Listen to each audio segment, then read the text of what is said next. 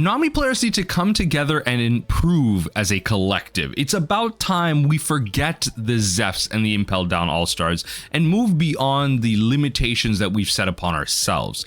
I think the archetype can do a lot better to improve going into 07 and 08, and I think we see a critical mass of deck lists in 07 and 08 that are looking to improve themselves, that are looking to work beyond the limitations that, as I mentioned, we've set upon ourselves, and not play Zeffs, not play Impel Down All-Stars. And there are a lot of decks that are not playing Zeff anymore, and honestly a fair trickle of some not playing Impel Down All-Stars. And I think this is a symptom of the times, how Nami as an archetype needs to evolve to move past the metagame changes that are occurring right now. With decks like RP Law really cementing themselves at the top of the metagame, there's certain adjustments that you need to make to contend with some of the abilities that we have to deal with, the value that our opponents can produce. How do we do the same instead of relying on our triggers and relying on the ceiling of certain cards? And I'm going to go through all of that. I'm going to talk about what I mean by the ceiling, the maximum value, and talk about how maybe this deck relies too much on its triggers right now, and we actually have better options when you think about it. Now, if you want to see more content like this, I highly recommend you like and subscribe. As a Nami player and as a more recently Blue Leader player, I hope to bring discussions like this and kind of expand your thinking on an archetype like this. So let's start off with Zeff. I think a card that has been a mainstay in the archetype for a very long time, and in an 05 meta and a little bit in 06 where yellow has been pretty dominant, decks like Katakuri, NL a little bit, have been at the top of the roost for a very long time. Heck, even with Sakazuki being everywhere, a lot of times yellow can meme out because of its triggers and its frustrating options that you have, especially against NL, where you have to swing like almost 3 times on one single turn for lethal just to get through. Can be really frustrating. And I think that is what we see in a metagame where Nami is going to be really good. So a deck that doesn't really care about an opponent's triggers, and if you just swing once with a Zeff where you're able to mill 7 cards, then you're functionally winning the game at that point. 1 card, couple done, mill 7 cards, really good value out of that. But in a metagame where removal is the name of the game, removal is king, then things are going to start to become a little bit harder to work with unfortunately the design of RP Law's ability. And this is a bit of a frustrating point for me, where I understand the ability itself, bottom decking, playing a card out, I get it, you're allowed to cheat things out, right? I think my frustrating point with RP Law's ability is the fact that it still goes off without a target. You don't need a target. You can just -3 Dawn to then play a Beppo or a Penguin, and then all of a sudden, like, you're back up the Dawn that you lost, right? And it's not even that those cards are low in power. They're like 4 power. They're 4 cost 5Ks. They're baseline stats for abilities that really hyper synergize with the ability. I think they could have been just as easily 4 cost 3Ks, 4 cost 2Ks. Heck, 4 cost 4Ks would have been a lot different. Taxing Dawn is really key against in terms of balancing an archetype like that. And you know what?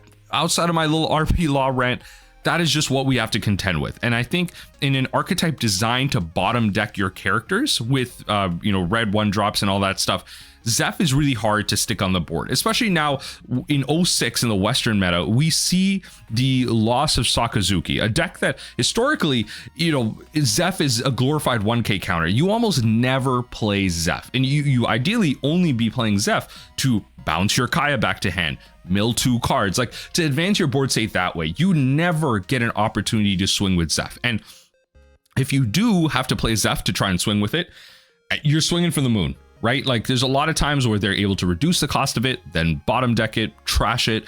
Heck, the 7 cost Borsalino is just able to, kind of remove it that way, with a little bit of reduction off of the leader ability. Like, there's just so many things that work against your options that you have, and Zeff hasn't been good because of it. It's win more against the yellow matchups where it's extremely good, but the thing is the yellow matchups are fine anyway. Against NL, it might be a little bit tougher because they have slightly more removal in my opinion.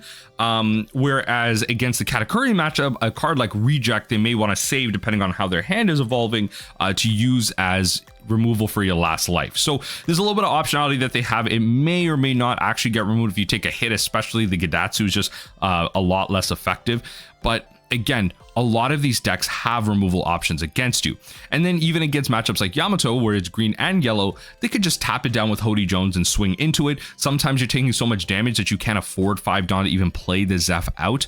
Again, a lot of times it is a 1k counter or fodder for a Gavel or something like that. Just an option that you don't get access to a lot of games. So why not now turn that into copies of Overheat, which can in 07 bounce your Amazon Lily Searcher, your Sengoku, which searches for your 7 Warlord type cards. Why not recur these cards that Nami players are getting in addition to the rest of the suite that we have, right? Overheat is a very powerful card, being able to recur our characters, give a 4k boost. Heck, it even just bounces your opponent's stuff, right? Anything as simple as like a Peril Sparrow. I mean, there's a fair amount of things that like 3 costs that we want to, you know, bounce back to an opponent's hand, especially if we're just going to be playing against RP Law. Maybe not so much the 1 and 2 cost cards, but there are things like that that exist in the format. And as the format evolves, Overheat will just become, you know, not only just a defensive piece, but there will be some offensive elements to it as well. And heck, the trigger bouncing a 4 cost is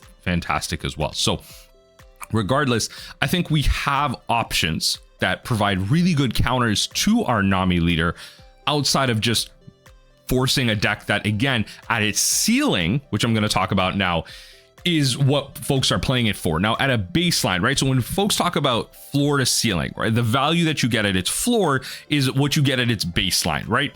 When you just play the card out in its worst case scenario, what do you get, right? And at that floor, you get a 1k counter or just an ETB mill 2. Right? So assuming that there's no characters out, 5 Dawn, mill 2, or a 1k counter.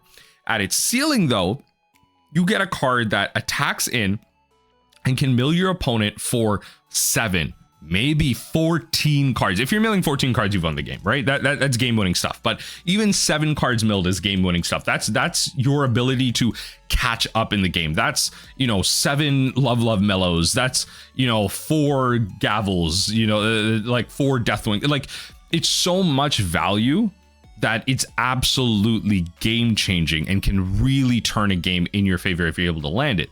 But again, there's so many things that need to happen, especially because the card doesn't have Rush. Now, notably, we have cards like Rush Usopp. Rush Usopp, though, has a lot of downsides to it. At its floor, it is a card that enters with Rush and then just swings in 5k. That's it, because it doesn't have any counter, it doesn't have any ETB. It's really only there for its rush effect that can mill your opponent for 7 cards. That is the force ability that you get out of it. And Rush Usopp, unfortunately, because of the fact that it doesn't counter out, actually is really frustrating to use. You can't play multiple copies of it. The max you can play is 2. If you start playing 3, the chances of you finding it are really dang high. So, which is why a lot of folks stick to Zeff. And because the deck list is getting a little tight, with the inclusion of Whitesnake, there are a lot less quote-unquote flex slots available in the deck list these days. So, you know, with the removal of Buggy and all that stuff, it just doesn't look like we have the space. But if we start to replace cards like Zeff and play Sengokus and open up the deck list to more 7 Warlords targets like Overheat, then we start to realize some of the abilities and the recursion and the mid-game potentiality that this deck list has. And this is where I want to move into kind of taking the strategizing angle and talk about Impel Down All-Stars. Now, Impel Down All-Stars is one of those cards that has been around in Nami for a very long time. I think for a good reason, I will say. I will not be upset that we've included this card, especially because Bandai has balanced the game around this, right? They haven't leader locked the trigger, and that is what you play this card for. Ultimately speaking, you do have options where you, at the ceiling of the card, you are drawing 2 cards off of its trigger, but you're also at the floor of this card, it's the dead card in your hand, or you can just play it away for 1 Dawn. You don't actually have to activate the other parts of the ability, discarding 2 cards, although you can. Notably, you can't discard 1 card, to my knowledge. You can't discard, or you can discard 0 or 2 cards. You can't just discard 1. You have to either complete the ability or not activate it at all, which is fine, because when you're trying to enable something like a Deathwink or get down in size to something like a Love Mellow, or heck, you're trying to dodge something like a 4-cost Purple Law, and you, by your choice, want to remove cards from your hand so you don't randomly lose cards.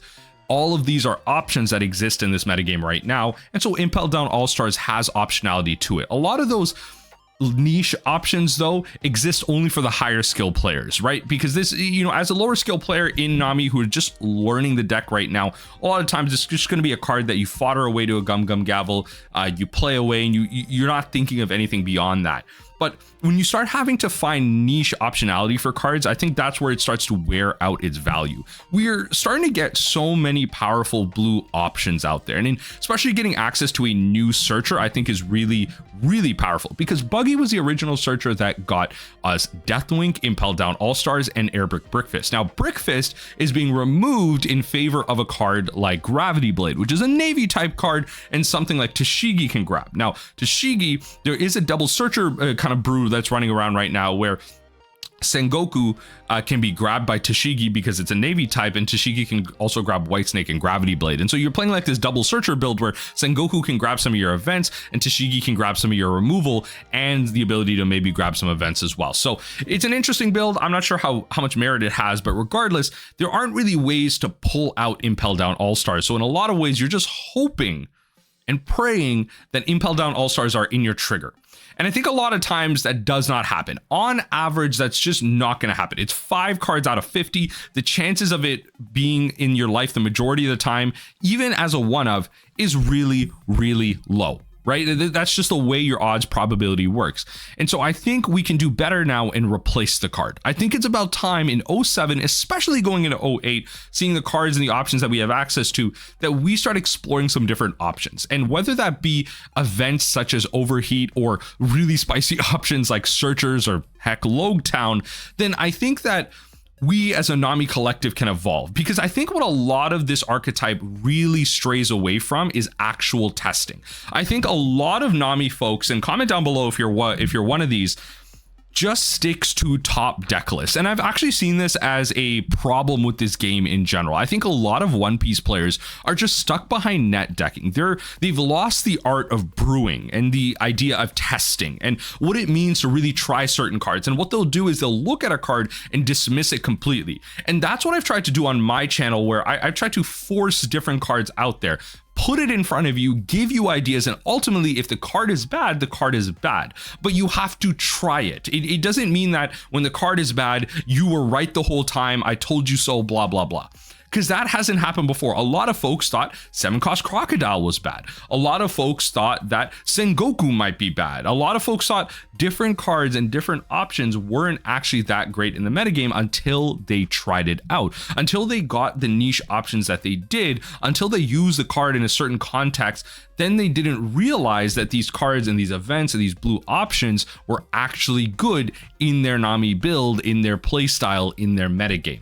And I implore you to start brewing. Start removing cards like Impel Down All-Stars. That is a brick a lot of the time. Play more proactive options. Play another searcher. And really open up your Nami play. Because ultimately, when it comes to adapting, it's clear that Bandai doesn't want to build cards for Nami. And we probably won't be getting any for a very long time. There might be some niche options. You know, we are getting, a blue Dofi starter deck, which will probably be 7 Warlords curated, but maybe there's a trigger in there that we can replace Impel Down All-Stars with. Maybe there's an event in there that draws us a card and does something. Like, there are options that we may or may not get.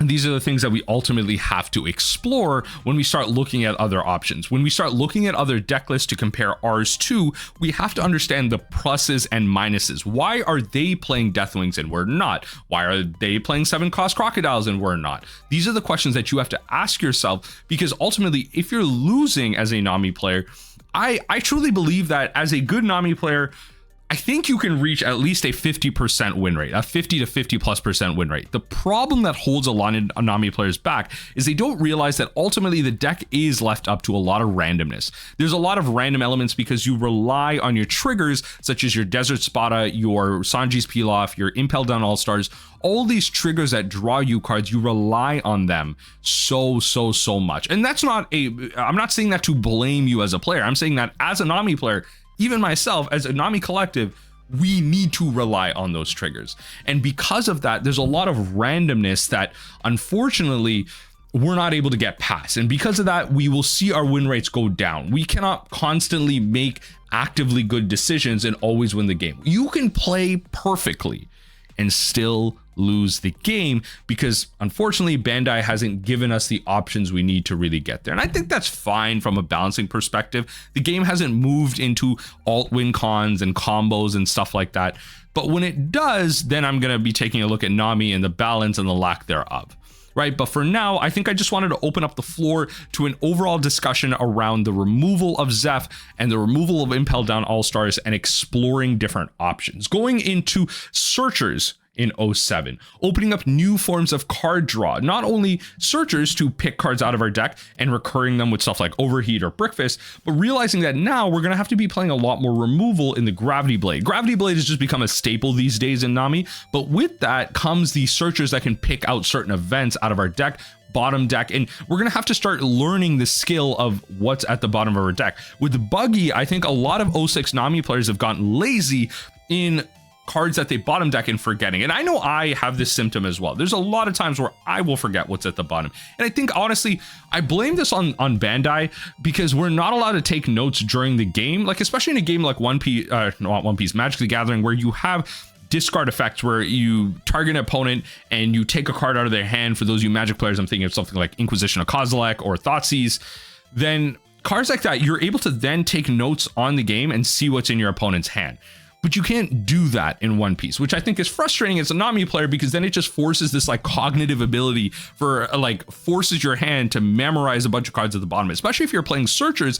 If you're playing like multiple Sengokus, you're bottom decking, top decking, or you're using White Snake triggers, or you're using Spadas to top deck or bottom deck. Like there's so many things in an individual game for you to take advantage of and for you to memorize to really up your game. It can be hard for an average Nami player, a medium level Nami player to really excel into that top echelon of a Nami player. Not only is it about decision making, but it's also about memorization. And I think with that skill gap also comes the fact that you can also up your game by just improving your deck list in general. I want to use this video as a starting point to start the revolution of remove Zeff and remove Impel Down All-Stars. But I want to ask you what you think in the comment section down below. Am I too far in my thinking? Am I trying to, be too ahead of the curve here? Is it time to remove Impel Down All-Stars, or do we need that card draw? I want to hear, kind of sound off in the comments section down below. This isn't meant to be any type of inflammatory video. It's meant to be exploratory because that's the whole point of this channel. I'm not here to tell you what to do. I'm here to explore options, open up ideas, and really just open up the creative juices for all you Nami players. I want to be the one that provides that platform and really gets y'all thinking so you all can go succeed with Nami. Do the job that I cannot do, nor do I have the skill to, but I have the willingness to try.